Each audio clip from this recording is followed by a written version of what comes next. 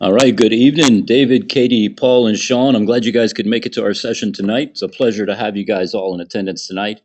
I've got some slides prepared the way I have in our previous session and want to let you guys know, like I let you know last time, with all of our sessions, your participation is encouraged.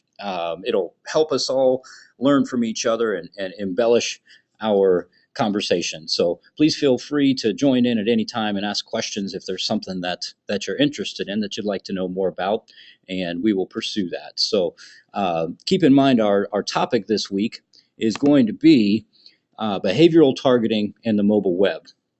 So it's a really interesting topic to study right now in our industry because there's some interesting debates occurring that are impacting best practices for internet marketing. So in just a second, I'll pull up our first slide here.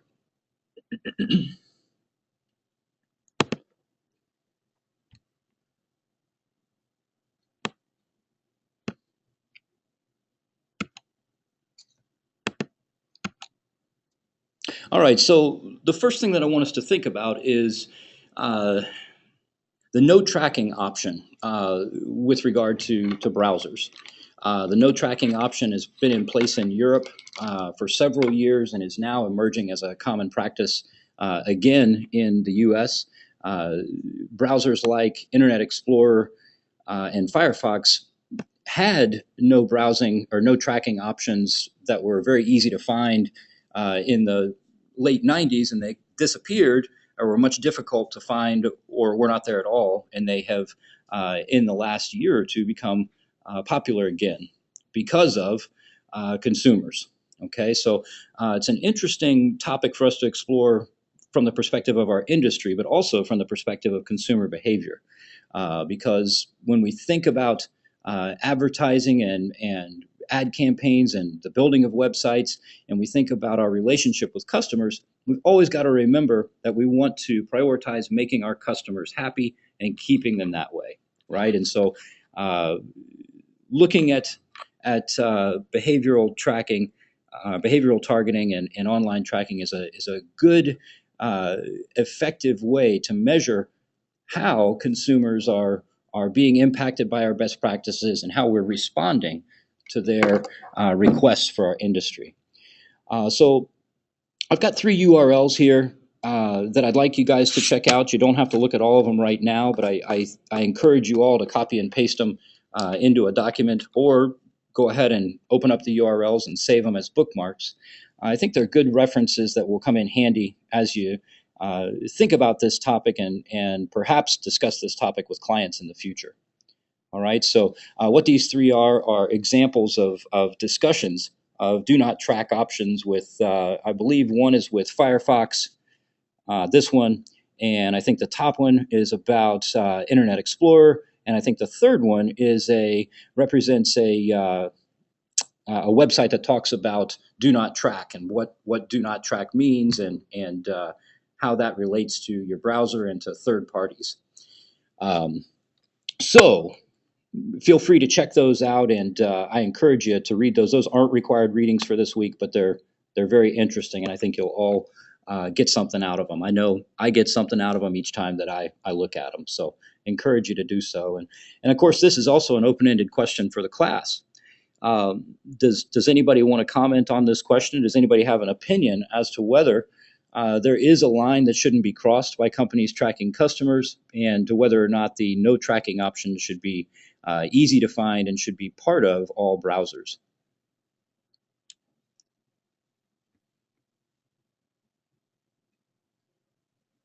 Well, I had a question. Do you think that includes the government tracking you? Absolutely.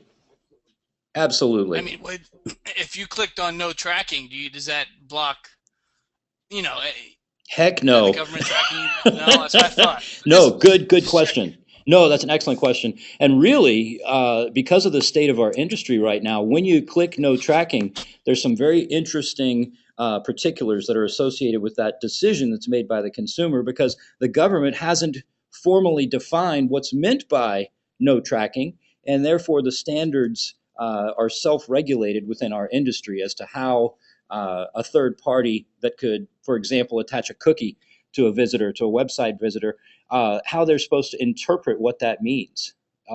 So there's definitely a lot of gray area with regard to privacy and tracking standards in internet marketing as an industry right now. So it's something that's it's a topic that is really important for us to be familiar with, so that as we move forward and continue to practice I'm sure we all want to be ethical, successful internet marketers, we can familiarize ourselves with best practices and have these kinds of conversations with our clients and explain to them, how tracking is used, how they're learning about their customers is important, but also being upfront with any information that's collected, surveys that might be collected, as we talked about with regard to different approaches that we looked at with segmentation and decision making, right? And looking at what consumers are doing and learning from that, right? It's really important to communicate with customers. So we'll get to a really interesting URL toward the end that talks about mobile and tracking. Um, so with that in mind, yes, that's a great question. What standards are best practices for the government? What standards are best practices for our industry? What do consumers know about that, right? And what can we do as individuals, as practicing individuals within our industry to support ethical best practices? All right, so those are all very relevant things to be considering. Um, let's see, I think that just skipped. Yes, it just skipped forward. So let's think about, does behavioral targeting potentially represent an invasion of privacy? Right, and this is a question I want you guys to ask yourself. Okay, and do you think some online activities are more private than others? There's no right answer. There's really at least two answers.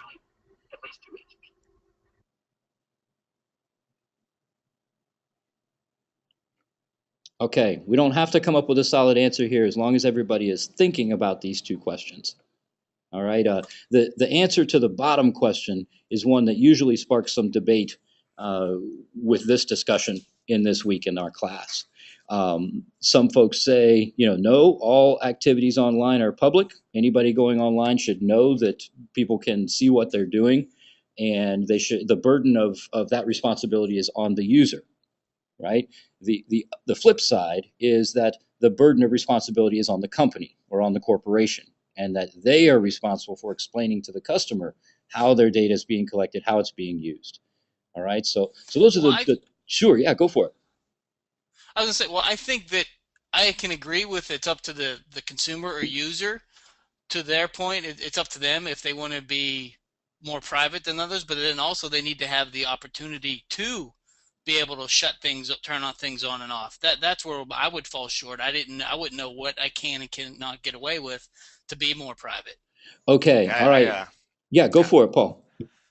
No, see, I agree with him. It'd be, most people, they have no idea what is and isn't being tracked, or, they may have no idea that's even there, So I think, having that, there should be, you know, maybe even an option for websites that do the tracking of sorts, to let people, to make them aware of it. Hey, you can opt out to do this, That's and what I things was like waiting that. for. Excellent. Opt in or opt out, however we want to phrase it. Yes, that's the key.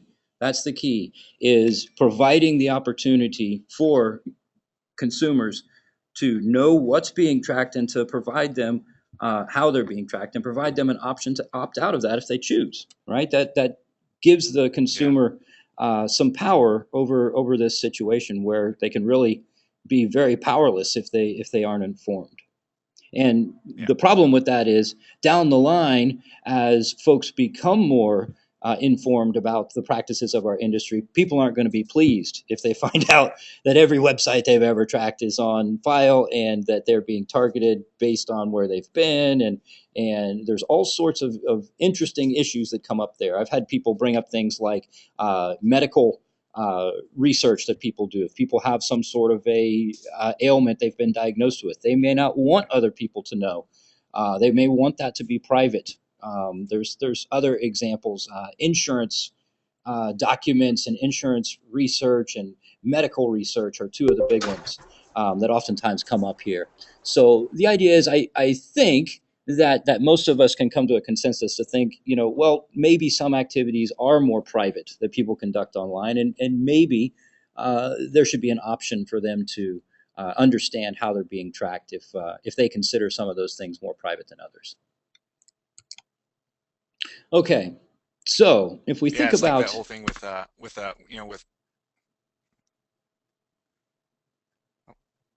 we're losing you. oh, can you hear me? Yes. Okay, I was just saying, with the thing with I don't know when the government started doing it, but with Twitter, they from my understanding is they started recording every single tweet that has ever been in I think the Library of Congress. Mm-hmm. So I mean that's another issue where people, I'm sure majority of people have no idea that everything they say on Twitter has been, is being recorded. So that's another issue that, people that if they knew, may not want to participate in it. Not that they have a Right. choice, but Right.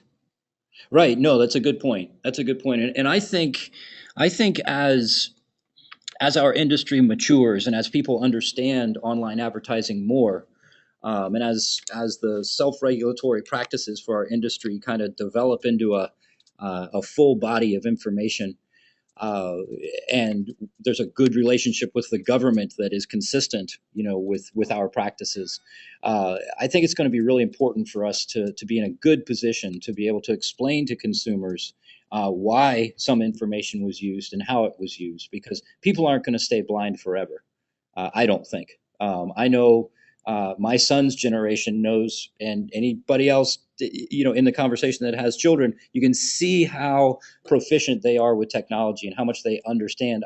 There's no way that another generation is going to go by, I don't think, without people, the light bulb going off in people's heads. Gee whiz, I've been to 45 websites about scuba gear, and wow, all of the ads in my sidebar are about scuba gear. Maybe that's not a coincidence, right? People are gonna catch on, I think. And when they do, I think it's important for us to be able to explain and justify what we're doing with their data. Um, so this next question, this next couple three questions we've got on this slide, I want everybody to think about these. All right, these questions are designed to make us think. There's not supposed to be a perfect answer. Okay. When I ask the second question here, geo-targeting for cell phones, I'm not talking about general locations. I'm talking about specific locations of individual users, and the way that is being tested by providers, cell phone providers. There are actually emerging case studies where cell phone providers are getting relationships established with large corporate entities and sharing data uh, based on people that have their service, and forming a corporate alliance there that says basically, we'll let you have access to where all of our folks are anytime they're near. I don't know. We can come up with any example we want to: Sears, Walmart, whatever, Kmart, and we'll work together so that you'll know whenever those folks are in your area, and you can hit them with a text message to let them know that whatever popcorn is on sale today. All right, or whatever the case may be. The idea is the the standards for tracking individuals on cell phones, and of course that can be done and is done by the government. I'm glad that was already brought up, but by corporations, right? Do we think that's ethical as practicing professionals, or do we think that should be clear? Or what has already come up, which I'm so glad it already came up in our discussion. Sometimes it doesn't come up till the end of the conversation. Is the importance of opt-in. Okay, I think a lot of us probably think, well, cell phone tracking. If I opt in for it, and you want to give me a coupon when I go to Kmart, great, right? But if I get the text message from Kmart when I get there and I've never agreed to it, at least I haven't known I agreed to it, then I'm going to have a problem with that. Okay, so think about this scenario and think about the future of our industry, and think about the data we have access to and what we can do with it, and the importance of the customer in that decision-making chain. Um, so again, I've got a really relevant URL for us down on the bottom. I encourage you guys all to check that out. It's a really interesting discussion of location tracking and cell phones and mobile technology and customers. All right, and I think it's healthy for us to talk about that. And I also think it's healthy to look at some of the research that's ongoing with regard to privacy and mobile use. Well, I have a quick question, and you might be able Sure. to answer it. So, right now, I still love the idea of the opt-in. You can opt in or opt out if you want to be tracked. But right now, we don't have a choice. We're being tracked no matter what. Even if we just say we use an app that is Oh, working, that works for a company that way. I'm so glad you just said app. Man, you guys are on. We're gonna go to the next slide. Okay. All right, and then we're gonna get to that question. All All right. right. Yeah, I was going to mention apps too. Oh my gosh! I mean, it's a Because huge issue. well, Yeah, yeah. Go for it. What were you gonna say? I was say when you have apps, they a lot of them have push notifications, and you Mhm. can choose opt-in whether or not to have that notification pushed to your phone or disable Right. it so it doesn't constantly search for updates. So would that you think that would is tied in, or are they trying to Absolutely. tie that in, or have they with the geo tracking? So you Oh set gosh, or yes. Absolutely, yeah. absolutely. And uh, let's let's think about permissions with apps. All right. I don't know how many of you have actually read those, but I have.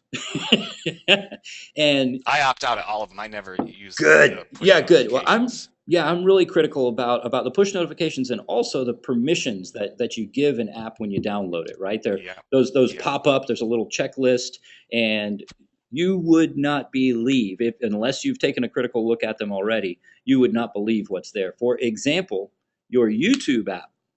Does anybody not have a YouTube app on their smartphone? I don't.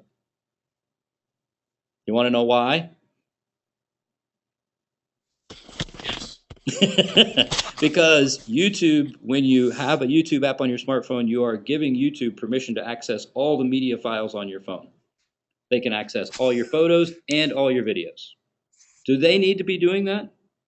Do you guys think No. you guys okay with that? I'm not okay with that. No, they don't need to be doing that to provide me a service to allow me to look at No. videos, No. right?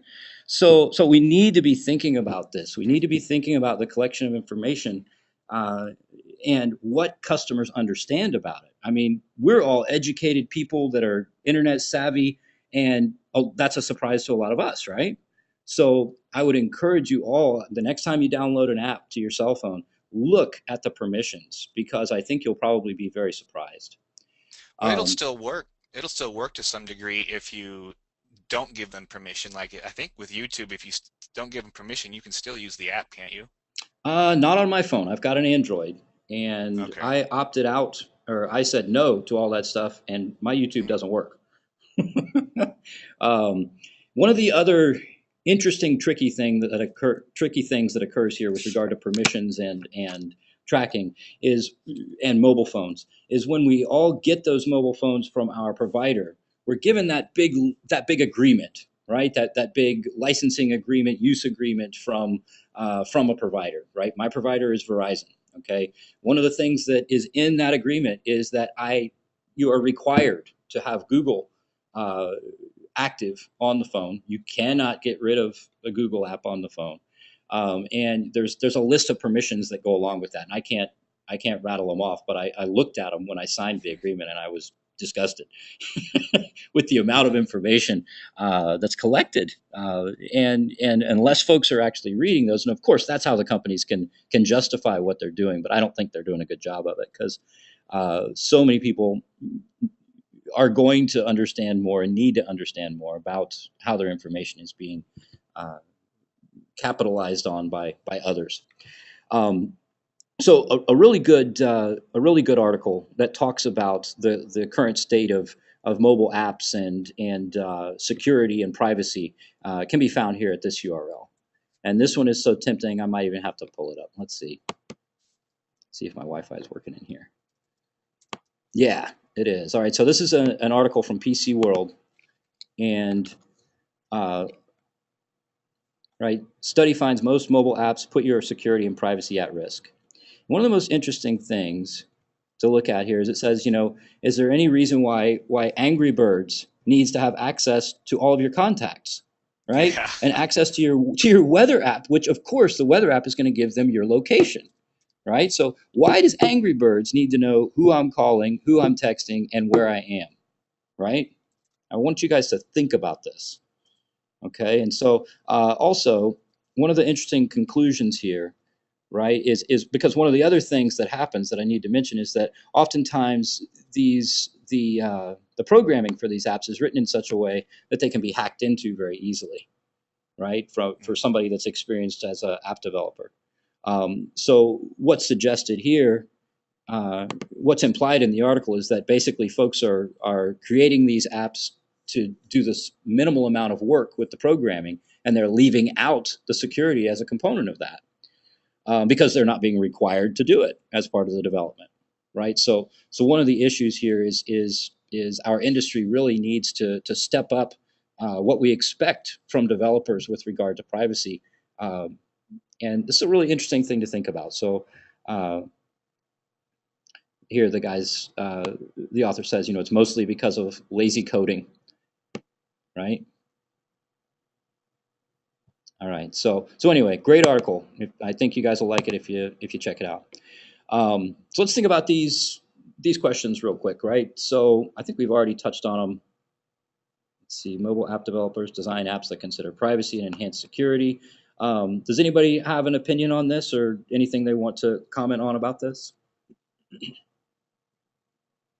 Yeah, I definitely agree. There should be standards for sure to, so that people aren't just doing whatever they want I agree. and collecting whatever they want and doing, I don't, maybe the reason why Angry Birds collects all that information is because they sell it to somebody else who is Bingo. interested in that information. Bingo. Absolutely, they sell it to other people. And how long are they allowed to keep it? And what are the details of that information? Mm-hmm. You know what I mean? Yeah. In Europe, they do a much better job of clarifying that. They actually have that spelled out very clearly, and there's a relationship between the internet marketing industry and the government, and there's a set amount of time that a third party can hold a consumer's information. The consumers know what the information is.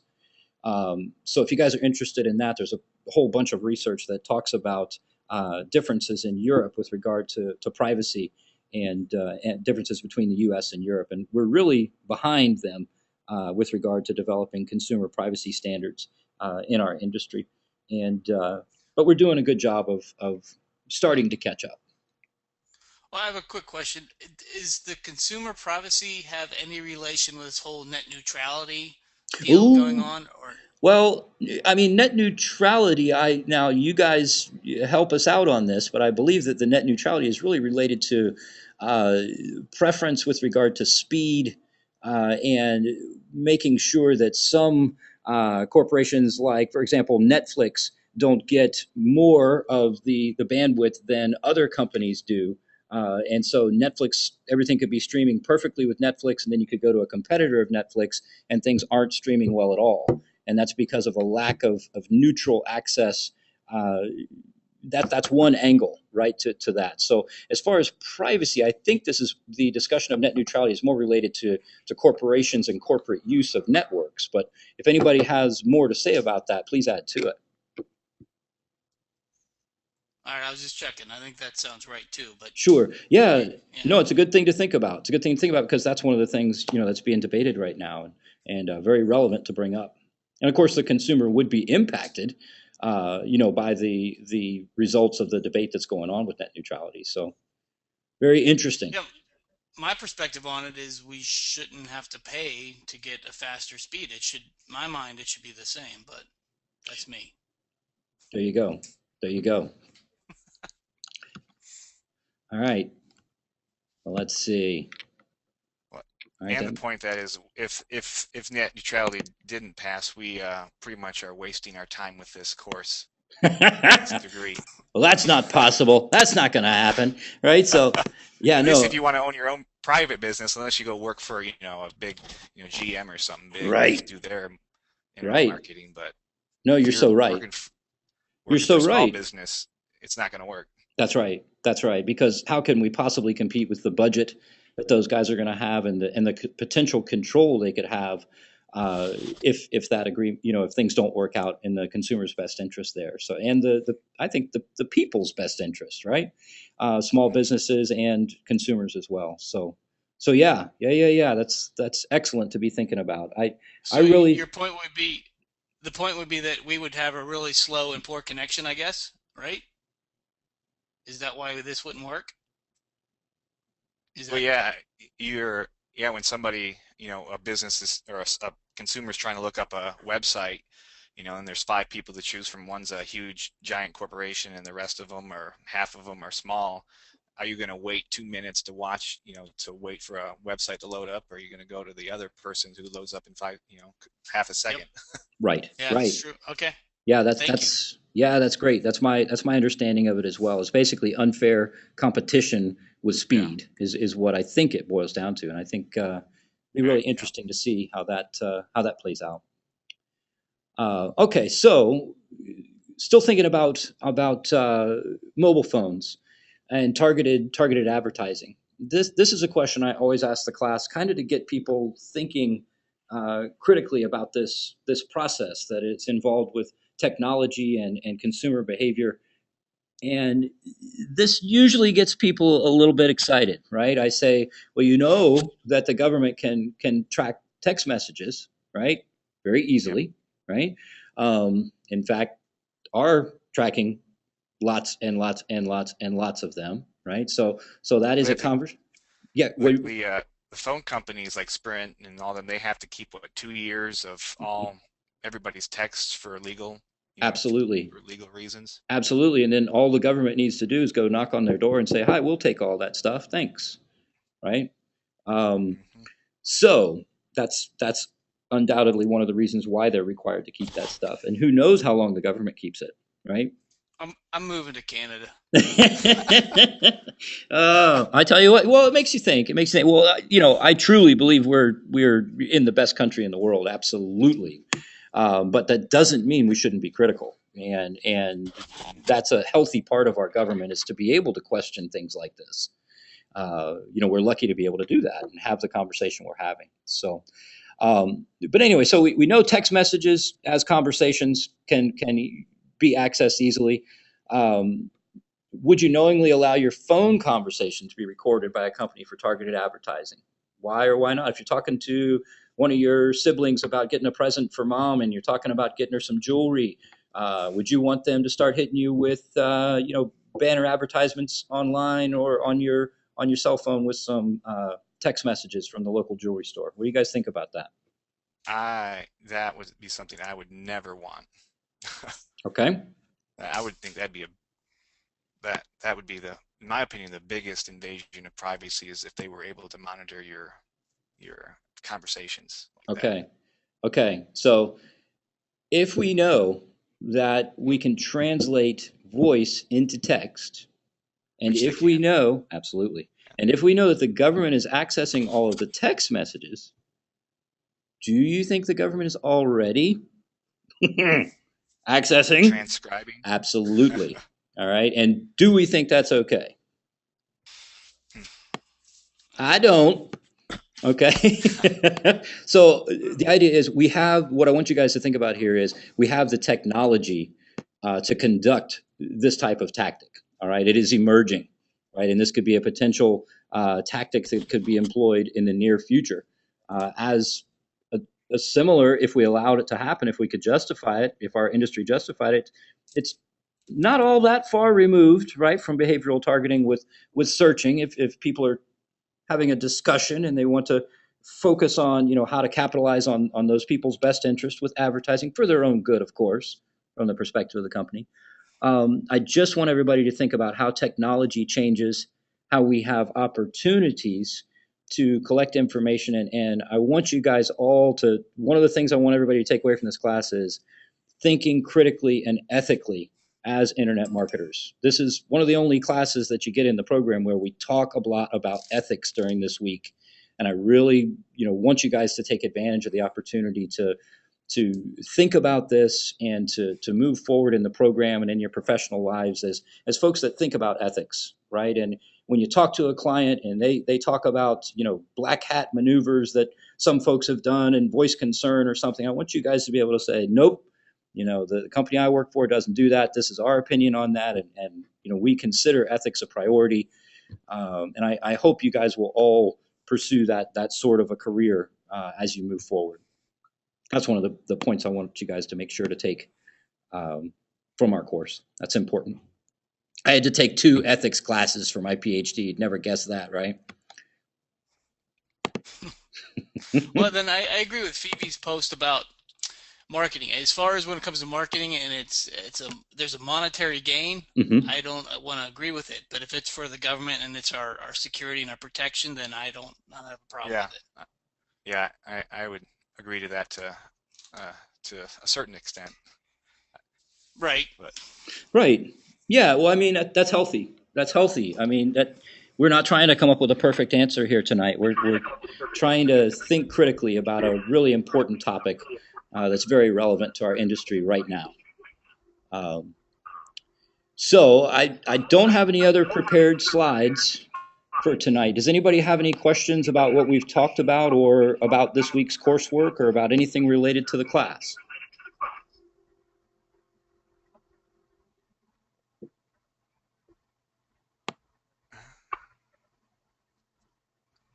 Okay, let's see. Nathan's. Sure, go for it, Phoebe. I was just, I know that in the 4th week, we always have to, go back to in course number 1 in mastery when we had to write out like what was our goals for each course. And I think sometimes it was hard to do that because we didn't really know what to expect from each of the courses based on, just reading how they're described on the page. Sure. But I think at the beginning when I just heard the title of this course, I thought perhaps there would be more about how to conduct research. Mm-hmm. Like if we were working for a company and because it's like, internet consumer behavior. And I guess I thought my anticipation was that we might be learning about different methodologies or ways of doing, like online focus groups or online surveys and kind of delving into different ways that companies can do research. And I guess that wasn't covered as much as I thought it might be, but I always find it difficult at the end of the month when we have to go back and review, our blog on Tumblr. Mm-hmm. That's always hard for me because then I always realize like, okay, I was totally wrong on what I thought this course was going to be about. So it's challenging to kind of write, a retrospective piece on what we thought it was going to be versus what it actually was. Sure. Yeah, well, that makes sense. That makes sense. And I think one of the things to keep in mind about the course descriptions that you might see in the online course catalog is those are designed to be very general. They're not designed to move with technology. Those things aren't rewritten every year, right? So when that was written 6 years ago, behavioral targeting was not as hot of a topic as it is now, right? So that's why we prioritize it this week. And with regard to your reflection, I would say if you have any concerns about making that consistent with what you saw before, I think being straightforward and saying what you got out of each week is a really good philosophy to take there. And nobody moving forward can say that you did anything wrong by with regard to your reflection. If you explain what you learned, whether you thought it was exactly consistent with what you thought you were going to get when you started or not. So keep in mind, one of the things that is really significant here that we don't get to in our class is analytics. Okay, so Phoebe, when you get in your analytics class, that is when you should be taught, this is the consumer data, these are the raw numbers, and this is how we apply those.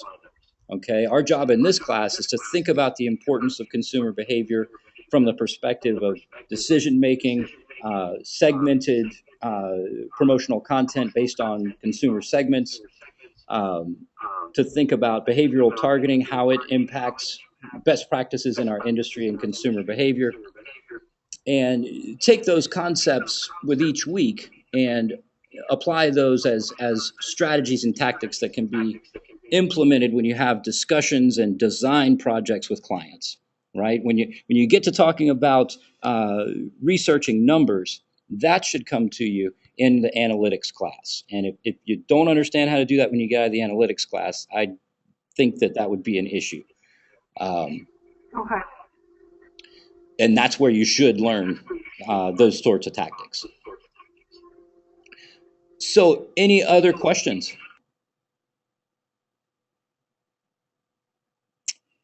Okay.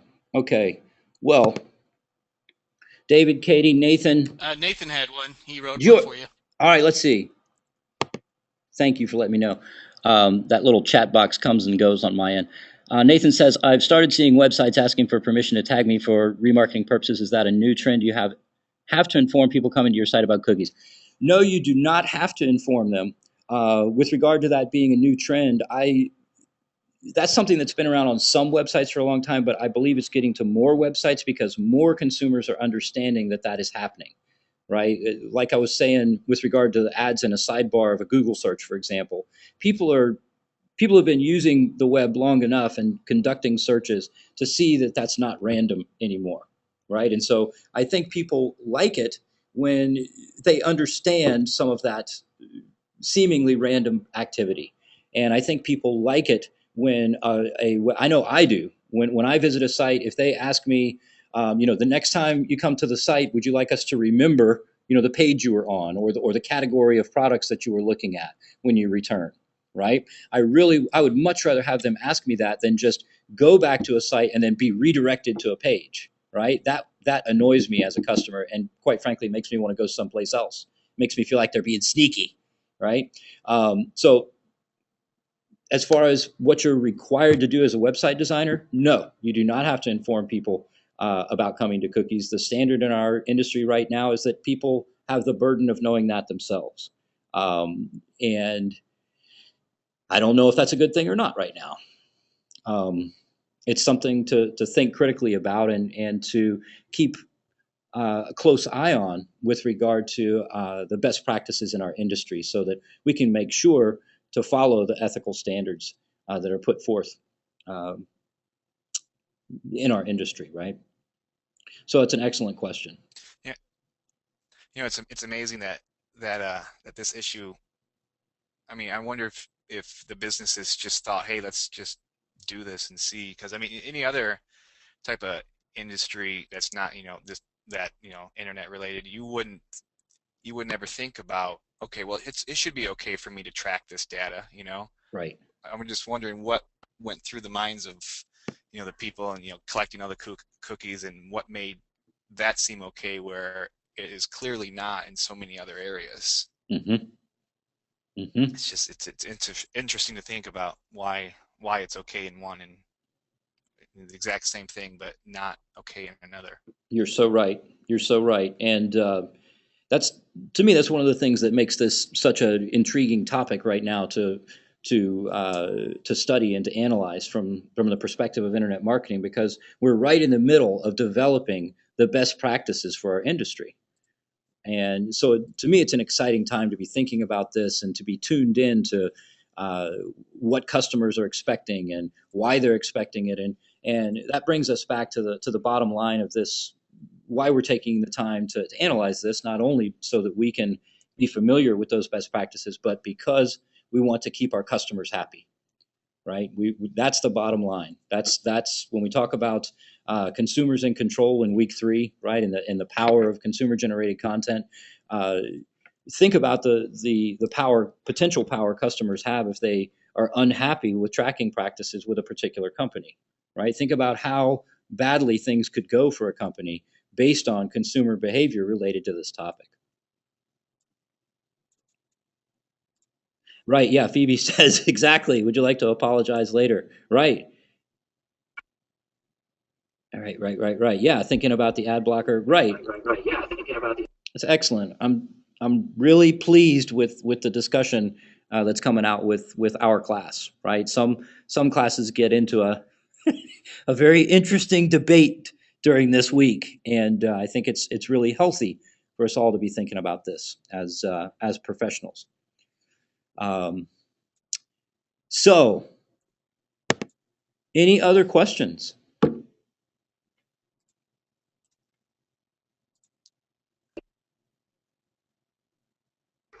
Do you Okay. teach any of the other courses? Will we have you again?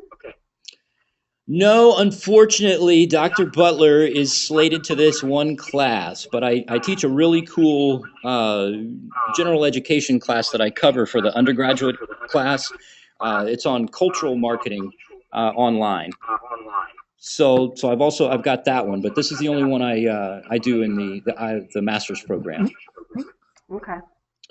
But it would be a pleasure to get to, follow up with you guys down the line. If you guys have any questions related to your final projects, when you get to the components related to consumer behavior or segmentation, or if you want to add components to that plan based on what you've learned from our course and you want to reach back out to me, please make sure to do so, and I'll be here for you, okay?